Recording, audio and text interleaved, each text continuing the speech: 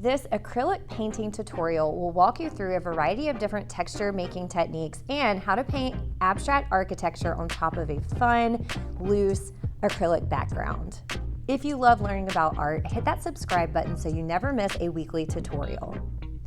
To start, you need some sort of thick acrylic painting paper or canvas. And I taped mine down to a piece of cardboard so I wouldn't get paint on the table. And I'm using these random craft paints. They are acrylic, they're very inexpensive. You can use nice acrylics, cheap acrylics. You could even do this technique with tempera.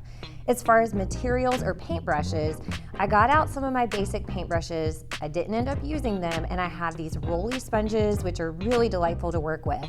And I'll be using cardboard and a whole bunch of unconventional painting materials. The background of this architecture piece is all about fun, random color combinations. I'm using a scrap of cardboard to scrape layers of paint. This is such an easy way to fill space.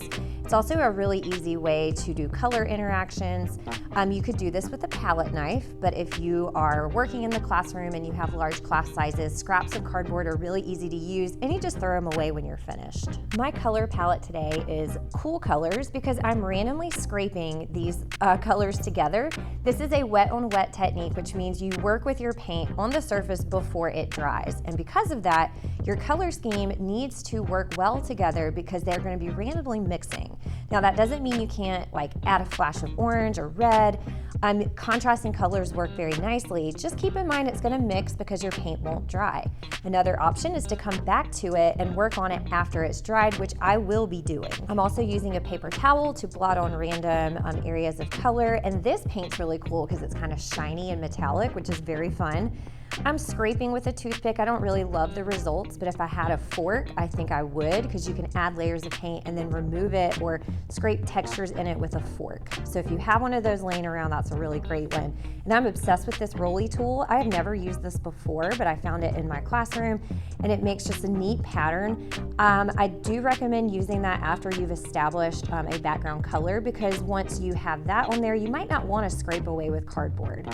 Now I'm using a very cheap foam craft brush, and I'm using it to create layers of texture.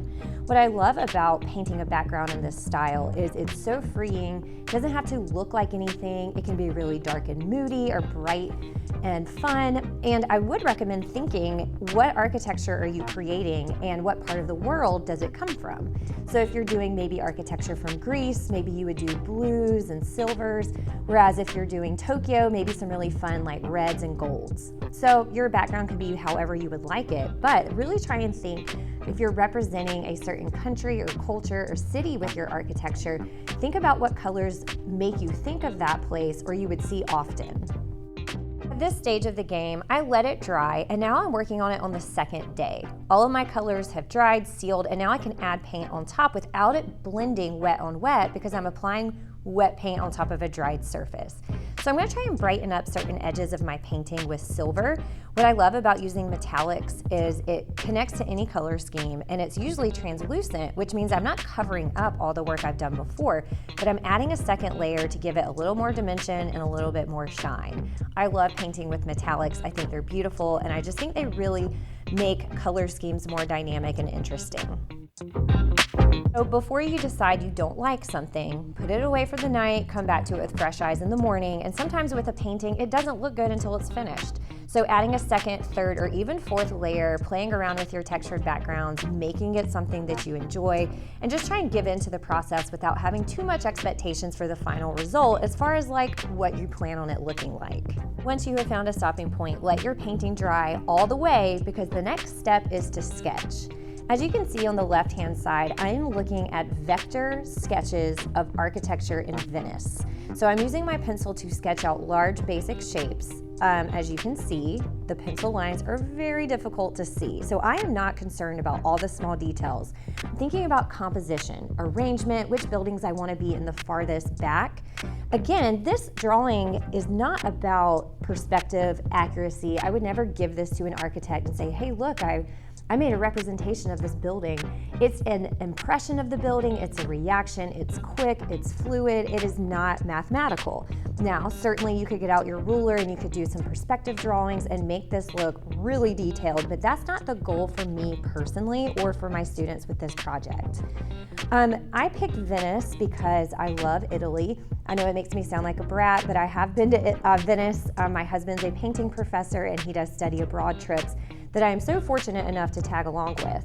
So I already knew my inspiration was Venice. However, I was really tempted to do Tokyo. I have a friend who lives there and I had this vision of bright lights, tall buildings, things kind of hanging, signs, but then I just went for Venice because it's my most recent travel experience and I thought the blues in the background really reminded me of Europe.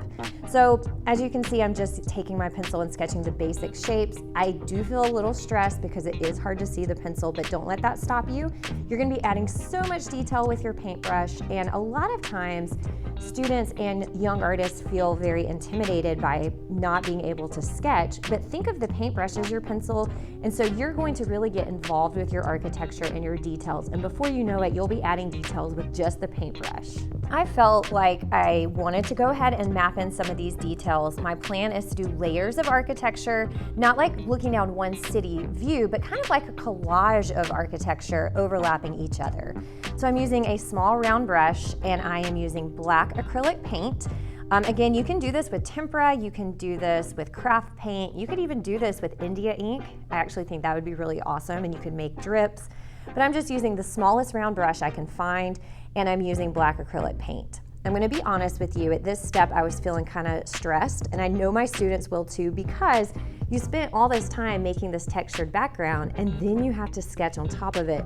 Then you have to paint and you can't erase it. So I do understand that stress. I do understand feeling like at this point I'm like, oh my gosh, my paintings are clunky, the lines are too thick, and I just want to assure you, when you are painting, there's so much that happens between the layers.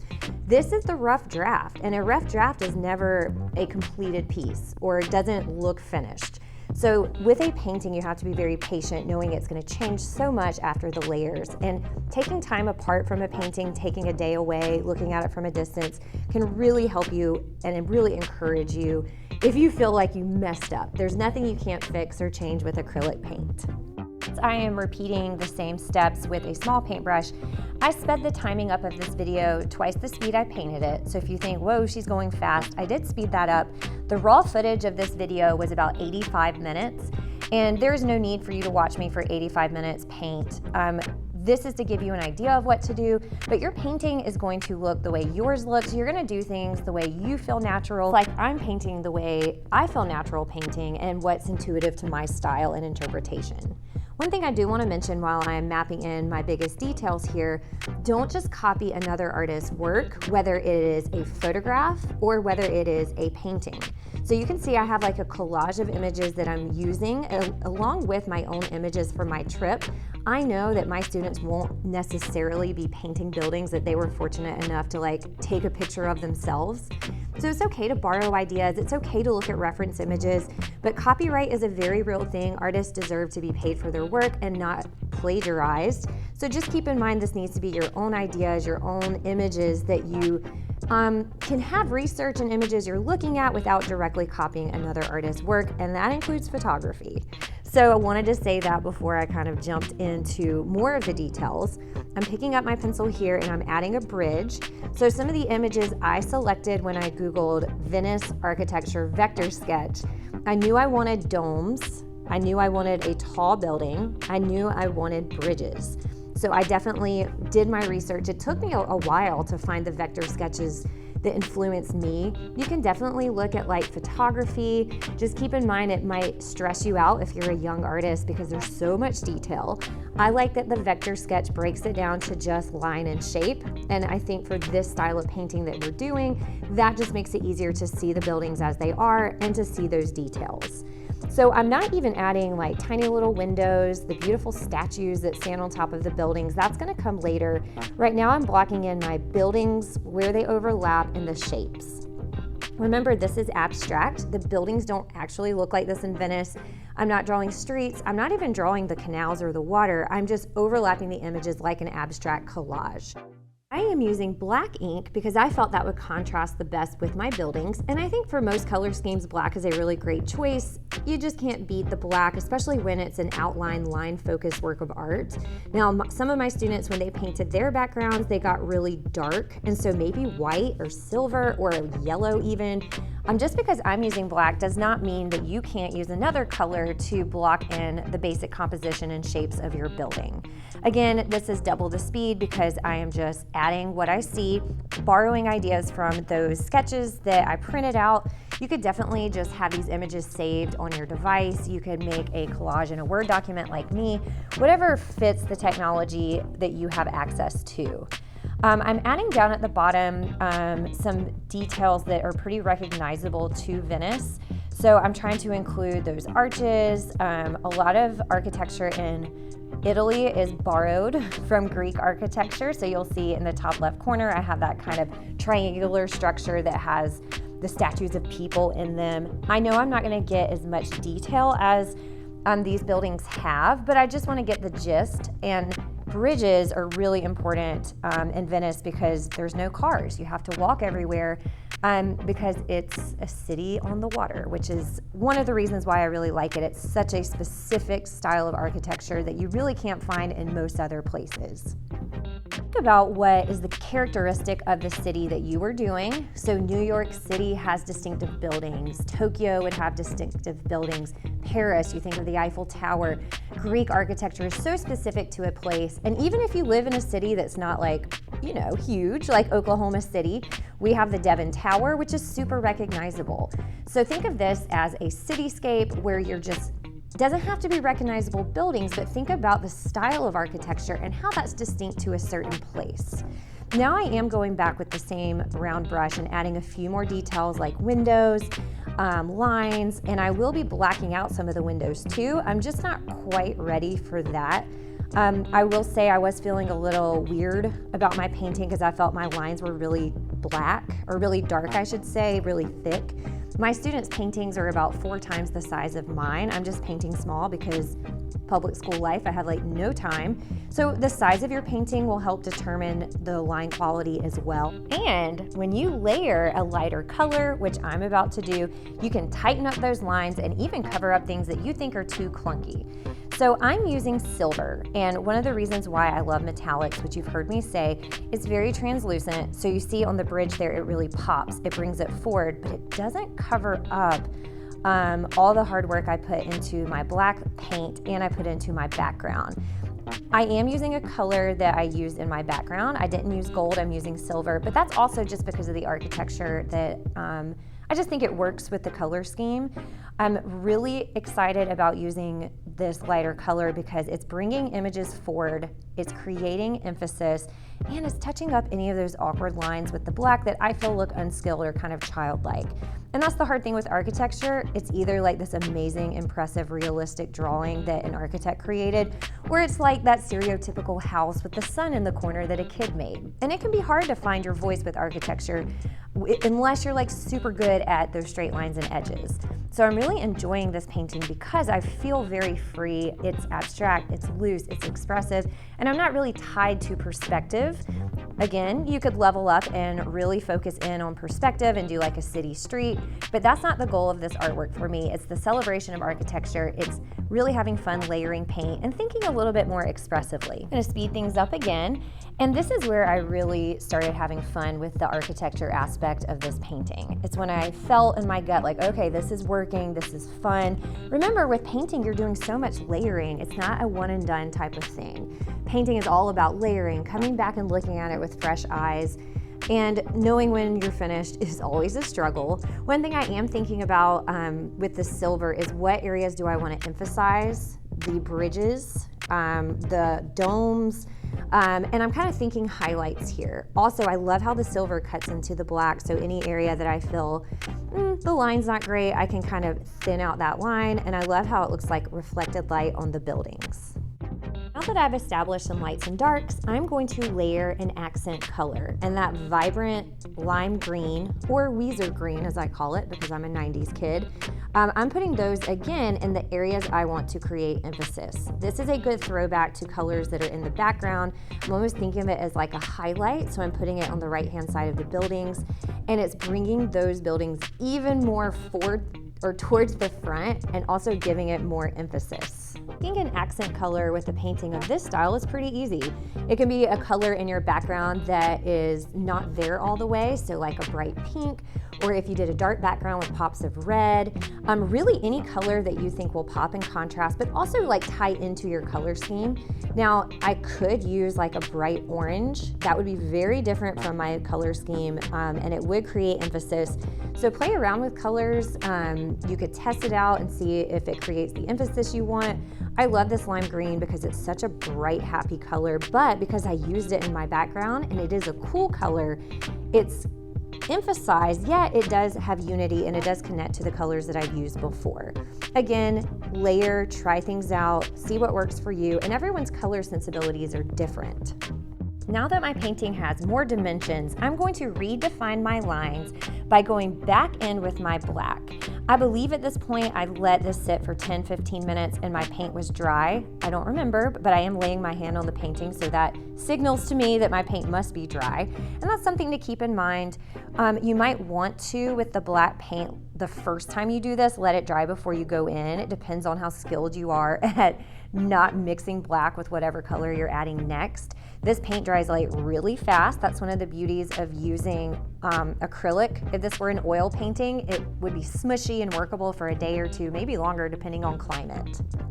And I'm using my trusty round brush to add a little bit more detail. So this is where looking at actual photographs of the architecture that you're recreating would be beneficial. So what do these style of buildings look like? What are the shapes of the windows? What are the decorative elements that define the architecture? Another thing to consider is leaving some areas solid black, like I did with that archway and window and that domed structure kind of in the center of the painting. I love the style of painting because the background really becomes the foreground, so the buildings are made up of the textured colors that you see in the background. However, there are some areas that could be opaque, like black windows, things that are solid. You could do that with your accent color. I'm a little tempted to go in with white, but I'm going to stop myself. I'm going to let silver be the lightest value or the lightest color on this paper, just because I know how I get with white paint. If your background is really dark or you want more contrast, or if, you could do all of this in white as well. I just think black was kind of a natural choice for the colors that I chose. So now I'm doing a second layer of the black, as I mentioned, just going in and tightening up the details, making some of the lines bolder, darker, and filling in some of those sections that could have more detail, like with a solid area of black. I can't help myself. I'm adding a second accent color. This is actually not a color I used in my background, but it definitely is in that color family. It's that beautiful turquoise. So it gives a little more density or opaqueness to parts of the building, but it also connects to that background. I really do enjoy how all the colors work together. The textures are really bright and happy, and I just had fun with this. I felt with architecture, I have tried to make paintings in the past that were very accurate based on perspective, and I really just enjoyed the shapes, the lines, the details that can be in these really great buildings that are in Venice. And when to be finished is a big question that I never have the answer to. I'm obsessive. I will do layer after layer after layer, touch up after touch up. So knowing when to be finished is a difficult question to ask yourself. My goals with this artwork were achieved. I have layers of architecture. I have a fun abstract background. I got to play around with color, and I got to capture the essence of Venice without paying too much attention to the perspective. I do think painting is all about balance, and since I added that more opaque area as the accent with that turquoise, I'm going to go back in with the silver and brighten up some of the areas. One thing I like about using metallic paints and using that silver in particular is It is a little bit translucent, so it covers up areas, but it does echo the colors underneath. And I could like water it down a little bit. Some brands are more translucent than others. Again, I'll put my favorite paints and materials in the description box. And right now I'm asking myself, what details do I really want to pop? Which buildings or parts of buildings do I want to have emphasis? And I'm just doing my last round of touch-ups before I call this painting finished. I'm going to do the same thing with this lime green paint. Make sure that I add little flashes of color, adding a little bit of black, just paying attention to each of the colors and making sure I'm happy with how they interact with each other. I'm gonna call it. I'm gonna say this is done. Again, I'm obsessive. I could do this all day, but I am really happy with these last little flecks of green that just add an eye-catching detail to parts of the building without covering up the background layers. All right, I'm gonna take the tape off, which if you did use tape, keep in mind that that does block some of the paint. And I'm gonna call this bad boy done. Thank you so much for sticking around and making art with me. And if you're interested in more tutorials, check these out. Find me on Instagram at thatartteacher_Machado and find my website, thatartteacher.com, for full-length lesson plans, student examples, and blog posts that talks about my daily life in a public school art classroom.